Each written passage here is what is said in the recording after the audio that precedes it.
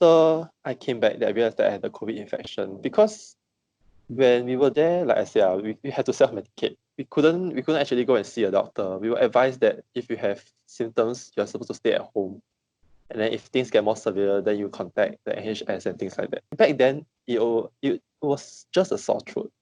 And I remember the day before I had like spicy food. So it didn't occur to me that like the sore throat was because of COVID. I didn't know I had COVID until I actually landed and went to NCID to get the swab. Then it was only like a few hours later after the swab, then I got notified that I got COVID.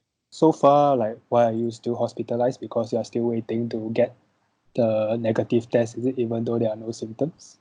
Yes, correct. I think they're quite strict about this, which is a good thing. Like we have to get 2 negative swabs 24 hours apart. So we got to have 2 tests 24 hours apart. And both tests had to be negative for us to be discharged. So it is quite a strict criteria because some of us we don't even have any symptoms anymore, but we're still getting tested to be positive. Yeah, so it shows how serious the government takes all these things, which is very good because I don't want to walk out of this place becoming like a super spreader or like to start a new cluster and things like that. So I think that's a good thing. So what are your main takeaways of this incident? I think it made me appreciate the Singapore's healthcare system a lot more.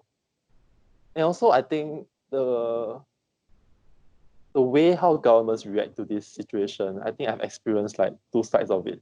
The UK side of it and the Singapore side of things.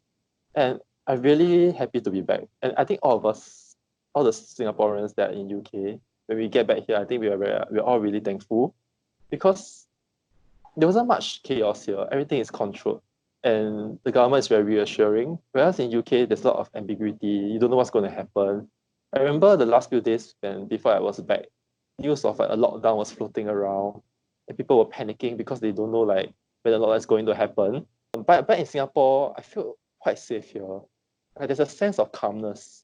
Although people people know how severe things are, but people are calm about it. Whereas in UK, it's just really widespread panic.